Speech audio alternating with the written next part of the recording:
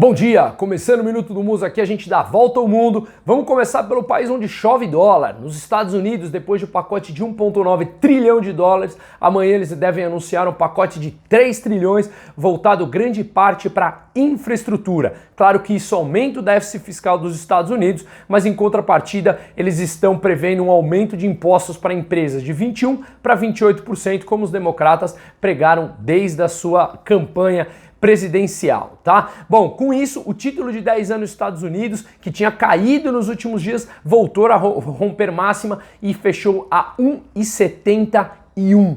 Lembra, eu venho falando isso há dias. Quem ainda tiver dúvidas sobre esse movimento e o que isso afeta no dia a dia, até aqui no Brasil, que afeta sim, até no preço do pãozinho que a gente vai comprar, por favor me fala que a gente abre um canal de discussão sobre isso, tá? Isso também levou uma valorização do dólar frente ao euro, que fechou a 1,17, tá? Falando do euro, a confiança no consumidor por lá saiu e vem em linha com o esperado. E as vendas no varejo na Espanha no mês de fevereiro teve uma queda de 5,9%, mas a expectativa era uma queda de 9,4%, então veio melhor do que o esperado, tá? Falando um pouquinho do petróleo, que teve uma oscilação muito grande nos últimos dias, chegou a 70 dólares, voltou para 60, já está em 64 de novo. Arábia Saudita e Rússia falaram que querem manter o acordo que tem vigência até maio para manter o corte na produção de barril de petróleo por dia, tá? Com isso, ontem ele subiu quase 1%. Chile, decisão de política monetária hoje, que deve manter em 0,5%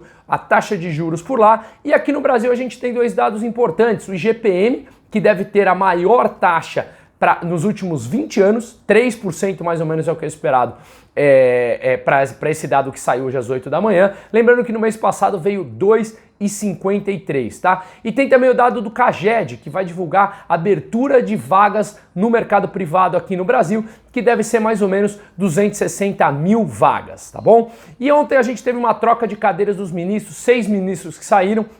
O ministro das Relações Exteriores, Ernesto Araújo, que já era esperado, mas o governo também teve que entregar a articulação política, a secretaria do governo, na mão de alguém alinhado com o Centrão. Veja, o que eu prego aqui é que a gente tenha que ter uma mudança radical. Não adianta a gente criticar A ou B. O sistema funciona assim. Se o Centrão hoje se depende do Centrão para aprovação das reformas, a gente precisa dos votos dele para aprovar as reformas tão urgentes e necessárias, tem que entregar alguma coisa para ele, senão a gente não aprova. Como é que a gente vive dessa maneira? Sempre fazendo favores aos terceiros. Por isso que um Centrão, que já tinha acordado em fazer 16 bilhões de reais em emendas parlamentares na votação de sexta-feira do orçamento, puxou para quase 50 bilhões de reais. Ou é isso ou não aprova. É impossível um país funcionar bem dessa maneira.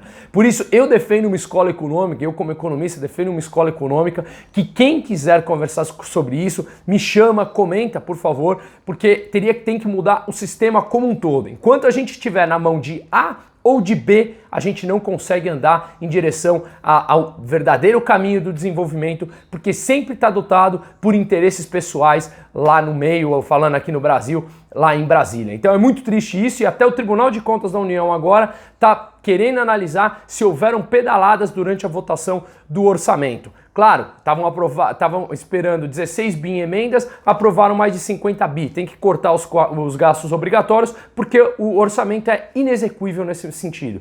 Então, gente, quem quiser abrir um canal de discussão também sobre isso, eu me coloco à inteira disposição, tá bom? Um forte abraço e um ótimo dia a todos.